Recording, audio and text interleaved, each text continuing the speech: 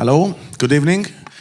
So, I'm going to talk a little bit about my own experience with AI and my thoughts on the ethics and the use of it and the whole matter. So, as my fellows here introduced, to make the introduction a little bit flexing here, but I need to do this because you will find out something that sums everything up. I've been playing heavy metal for over 30 years. I have toured the whole world with some of the Greece's biggest bands like Nightfall, Septic Flesh, and Firewind. We went from Japan to US and everything. All these albums. Then I've been making video clips since 2002, over 300 of them. And I have my own record label. I have my recording studio. I'm a classical trained musician. I have a degree in church organ and the higher theoretical studies. And the common, factor with all this is that I'm deeply into creating stuff. I think I'm brought in this world just to create something. Every day I like to make something and then go to sleep. Maybe it's a picture, maybe it's a video clip, a production, a song. This is my addiction. I have to create art. So yes, I also try to be like an innovator or like a pioneer. I mean, as much as a pioneer I can be. If you don't have money or you live in Greece, but you just try to be, one step ahead of the competition, to know what's happening. So, after all the stuff, I'm gonna tell you my point of view. I did videos before YouTube existed. I made a solo album before any other heavy metal musicians did it. Now it's a common practice. Back then it wasn't. Anyway. Like 3 years ago, I learned about the term artificial intelligence. It was a post made by a really good and professional 3D designer. He posted something like, "Hey, this is the future," he said, and it was like one of the strange images. So what happened then? I was thrilled. I said, "What is this? You have to let me know." And then he told me there is a program called Midjourney, and you can create images. And I mean, nobody knew about this stuff back then. Immediately I joined, and the next day I already made something, that you can hold in your hands, like an album cover. I said, "This is something. I don't care about the future. I don't care what it is. I can make something with this that tomorrow I can sell it. A band can have it, in their t-shirt. I can make something, like real." So I made these heavy metal covers, and I just said, "Hey, everybody, if you need an album cover, just drop me an email. I can just give it to you for free." Of course, you can understand what happened. All the graphic designers, they attacked me. They were like, "Hey, what is this? Don't show it to the people. It's not fair for us. It's about the copyright and stuff like that. It's not ethical." I'd say, I know it's not my fault. I didn't make it. It's this big company called Midjourney, and they charge you, So it's not me to blame. So I made this, and later on I kept on using this technology. I think I made a poster, for my wife, and she was very happy with this. AI made this, by the way. It was really cool. Then this is for an album that I produced. This was another album I produced. These are on the market. They exist in vinyl, and they look great. And I was, I felt like I was taking something fake, like the AI, and I was making something real, which was very important for me because, as I told you, it's my addiction to make things, to produce things all the time. Of course, sometimes same happens with music, because as the lady here asked, how you cannot follow and do the things you know. We want to listen, or the things you do.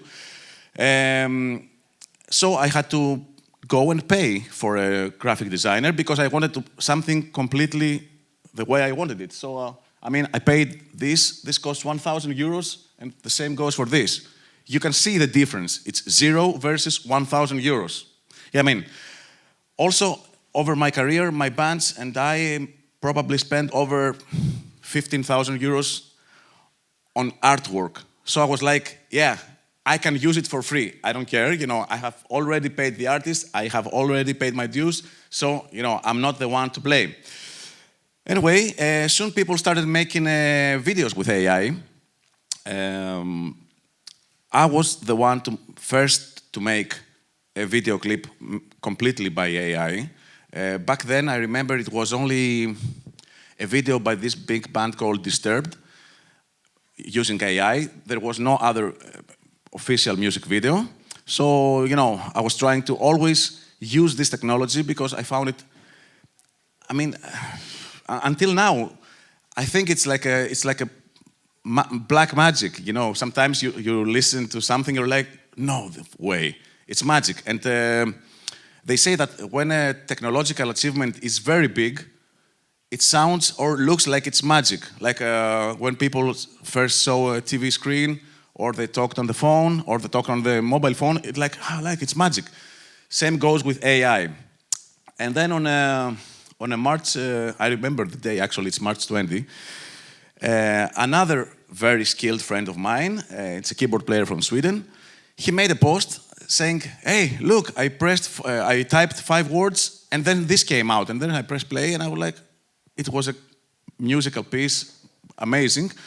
I asked him, what is this? He told me, it's this Suno.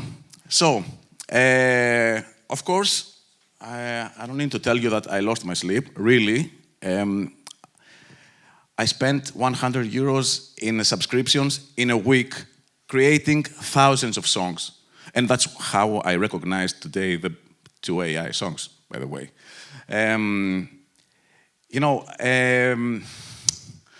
yeah, of course, it wasn't only me. It was these meme songs, suddenly, you know, funny songs about the government, you know, Mitsotakis and stuff. And then we had these funny videos, because people use it for entertainment. And the thing that sums all this to my head was the people had the imagination. You know, when somebody makes these funny videos with a chiropractor falling over the lady and going on the floor, somebody had this stupid idea, but he needed a tool. Also, these funny songs and all these things that exist now, like Tralalero, Tralala, if you have seen it, you know what I'm talking about. Somebody had this idea, but they would never do it because they didn't have the tool. So, okay, we come back to the big question, like, is this really a tool? Yeah. So when I first visited the Suno site, there was one thing, they had a manifesto, you know, like on the landing page, it was writing, democratizing music. And I was like, what? I mean, was there ever a dictatorship in music? No, I think there is a guitar, you get the guitar and you can play. There's a piano. Doesn't matter if you're good or not. I mean, like Nirvana, Kurt Cobain, he had no idea, but you know what he did. So I think there was never an issue of somebody, you know, gatekeeping music. So this was really threatening to me, to my head. Like, why are they claiming that they're democratizing music? I mean, music was always for everyone. So, I mean, I'm not gonna mention intellectual property, you know, about the AI. We know it's wrong, and that's the end of story. Then, I tried to incorporate it in my you know, workflow. I mean, I couldn't, because everything it was producing, it was of no use for me. But then I started seeing some real-life symptoms. First, we had, I mean, I have 1,000 examples here. There's a band from, I think they are from abroad, and we have produced already 2 albums, and now it was a time for the 3rd one. So the way we do it is they send me the demos in a video, they just play guitar and they sing some lyrics, and then and then they tell me, Bob, we need a song to be like a power metal with fast guitars. It's like I am their AI, they're prompting me and I produce their song. So now they send me these videos again, but this time they send me some MP3s. And then I placed the MP3 and it was like an amazing production. And I'm like, oh, come on. And I tell them, guys, you can send me the tracks so I can mix them. These sounds are great. Bob, we lost the tracks. The computer crashed, so you have to make it from start. And I said, that's a very good idea, and it's a very good way to make money. Because, as I told you before, everybody is afraid of losing the business. And I said, that's great, because what happened with this is that people that would never, ever pick up an instrument, but they have the music in their head, they would never be my clients or anybody's clients. And now, suddenly, since I also did some video on social media and I raised my numbers, I have countless people that they would have no experience in music sending me their song and be like, hey, Bob, can we work on it and make it a real song? I was like, this serves me very, very good. So, yeah, I did it for I don't know, 10 or 20 of them until I was bored. Then I had another real-life scenario that was there was a kid in the age of the guys here, I think she was like 15. She came over with her parents. She was like, they were like, she's talented, she's writing songs. I'm like, oh yeah, let's hear something. Then they press play, and the first second I'm like, come on, this is Suno. Really, Bob? How did you find it? I say, did you write the song? No, I wrote the lyrics. Fantastic. Congratulations, I said. But why are you here? Because I want to sell this song to other famous musicians. Because my wife is also one. And I'm like, and why these famous musicians, they don't have Suno so they can write one themselves? Do you think they're stupid? I say, yes, but I wrote the lyrics. Yes, my mother, sometimes she sings in the kitchen, she can write lyrics. And then, her parents, thankfully, they were English teachers or something, so they knew about education. So I told them, look, your kid is not doing anything. She's just playing with a computer. If she wants to go out there and compete and be a musician, she has to learn the craft. And they were like, okay, yes, you're right. So that was one thing. Then I had another bad use of AI with a band that comes over to my studio. We have already done 3 albums together. And they came over this time, and they started, recording the music, and then comes the time for the vocals. So the guy is singing, and I'm like, I don't get it. Can you say this word again? Yes, it's this. I don't get it. And then it wasn't happening. And I asked him, please send me the lyrics. And he gives me the lyrics, and they were ChatGPT. And I say, man, they will not work. No, Bob, they look good. It's what I would write myself. No, I say, because they are not made to be sung. They are made to be, it's a language learning. They look good. If you look at an AI picture from afar, it looks great. You go near, you see 7 fingers. That's the problem. It's the same for the lyrics, and it's not poetry. You cannot do it. It doesn't have the emotion to connect the music with the lyrics. They say, what's the problem, Bob? They're fine. And I say, look, there is a major chord, and you're talking about death. It doesn't work. Yes, you're right. Here, you drop key, and you go like to the light, and you talk about the sun. Yes, Bob. And I say, go home and write the lyrics again. So, yes, this is stuff I face every day by joining, by people joining the world of AI, like recklessly a little bit. I'm a little bit more concerned because I really care about the future of the. That's the reason I'm here. I had a lot of studio sessions and stuff, but when the guys from the you know, it's from a school, and they told me this is happening. I'm like, yeah, if it's about the school, I want to do it.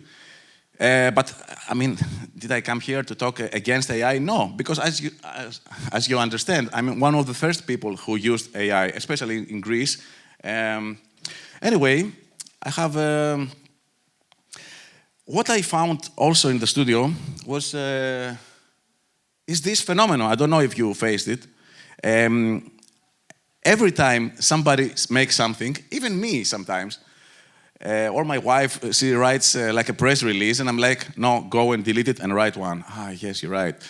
We all think it's called the IKEA effect because, I mean, I looked it up. It's not that I'm not so, informed, but I looked it up, and this is called the IKEA effect because AI gives you the impression that you make something, you build something yourself. Like when you buy this table, and you build it yourself. Maybe you are with your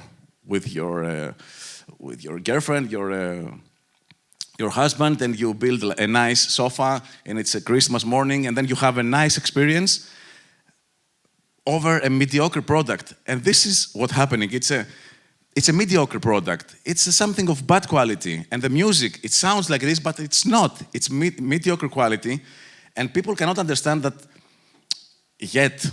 That it's some companies selling something. Like Suno, it's like 10 euros per month. And all these companies, they charge you, and they give you a mediocre product that you spend some time and you write the prompt, you write it again, and you feel like you're doing something. But no, you're just building an IKEA sofa. After 2 years, it's gonna be, out of use. Yeah, actually, another analogy is like you're feeling like you are a director and you are telling the crew how to make a picture. The crew knows great. You have like DiCaprio and you have everybody, and they're gonna make a great picture for you, but they don't care about what you think and how you want it to do. They just tell you, here's your nice movie, thank you, give us the money. And people have to understand this. It's not, you don't have any control over it. Gradually, it's going to be better. We know it. It's already becoming better. But I don't see anything happening regarding this emotion that we are talking about. Because, I mean, I don't have to be an expert. You don't have to be an expert to understand that this thing cannot reproduce emotion. And, yeah. However, I think that AI is the most advanced and powerful instrument ever created. The thing is, that it's a tool, and the tool you need a tool to make a work, right? I mean, you get a drill in the wall. You make a work. You work with a tool. This is an instrument. You make art. These are two very different terms. So, as I told you in the beginning, I used AI to market my art, to make album covers. I was marketing my art. I was making a product. I did the videos. It was very helpful. I did, I did all kinds of stuff to make a product. There was a band from Germany. They came over to my place. They told me, we need an album that sounds like this because we want to sell it in a band. Okay, if you want the product, then it's great. We typed some prompts. We make something like 100 songs. I chose the best of them, I replayed them, and I gave them the product. I got paid, again by AI, thank you, and I was very happy to do it, But it was a product, it never had to do anything with any art. Okay, let's get back to the music now. I have some examples, but... yeah. In the end, I found out that we all know this, right? And I was trying to think of an analogy about this stuff, and I think there was, in Seattle in 1981, there were some kids playing with their instruments, and they had no idea that they were Nirvana, You know Nirvana, the band? Yeah. So these guys, they didn't know they were Nirvana. They were just playing. And I had this strange, actually, I thought this yesterday when I woke up in the morning, that was my first thought, and I was like, yes, I needed this. So I thought, what if there was an AI in 1991, and they wanted to make their new single. And even if they tried a million times, they could never write a song like Smells Like Teen Spirit. Also, if there was ChatGPT, there was no chance that ChatGPT would write the, the lyrics, a mulatto, an albino, a mosquito, my libido. Yeah, I mean, what kind of AI can produce this stuff? No. Of course, same goes for the music. The AI would produce them something like, I don't know, Sex Pistols or Guns N' Roses, because the most important thing is that AI is trained in the past. We are talking about the future of music, but AI is always trained. I mean, even now they were improvising, it happened before, and now we're trying to predict something. I mean, I wish it can be, I mean, we all seen Terminator, so maybe if it can think ahead, yeah, maybe we're lucky enough to have this. But it's like, that's my conclusion in my head, that it's a thing that it's trained on something that happened before. And then definitely the spontaneous thing that somebody can do, even in art. You know, you go get a banana and put it on the wall. That was an idea. In the music, somebody makes a wrong note, then the other people cover it, and then you have something.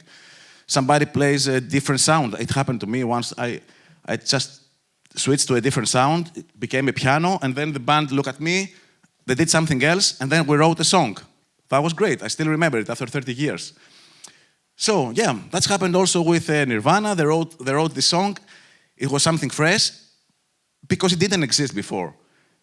And then I was trying to think, you know, other stuff, and I realized that it's like getting like a Tesla, you know, car to take you on a trip to Larissa, let's say. It's a nice place.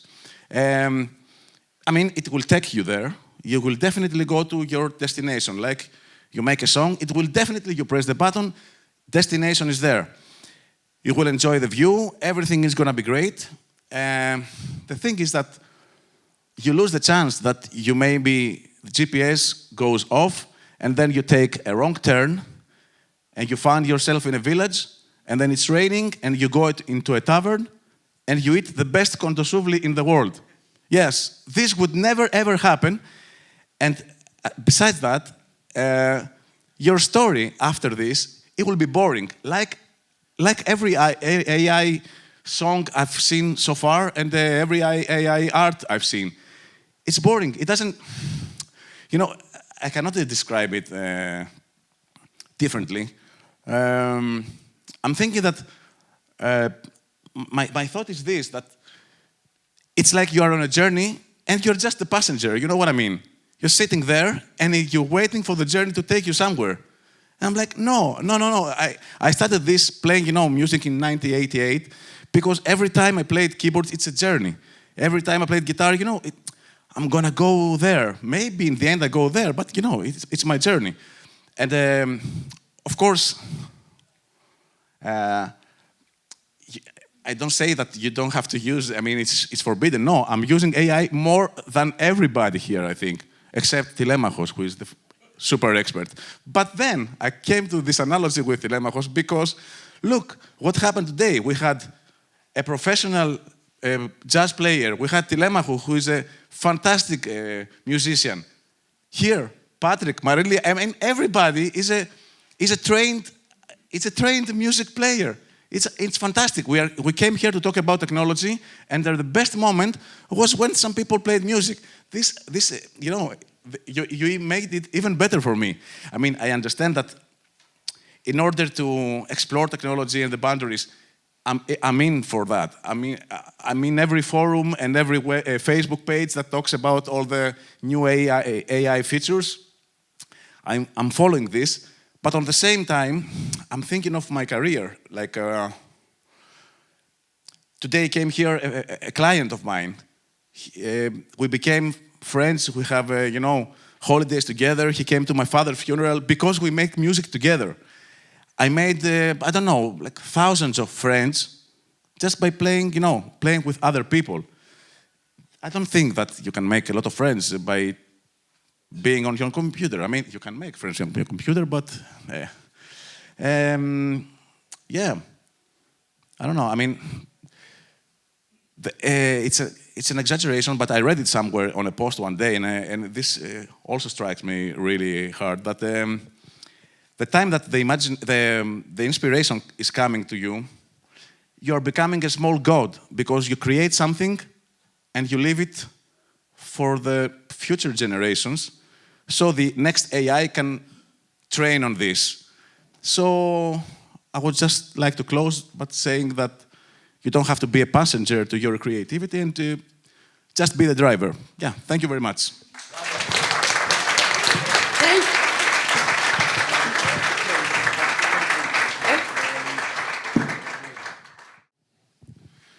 Thank you very much for the presentation.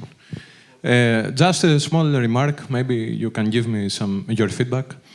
Maybe we could draw some analogy with the game of chess, when before beating the best humans in chess, everybody thought, you know, that's the test for AI.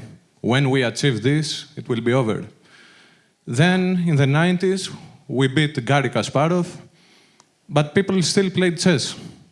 Then AlphaGo beat the world champion in the game of Go, and then the same engine beat every other chess engine before it. Yeah. But people still play chess tournaments. I mean, I can explain the analogy.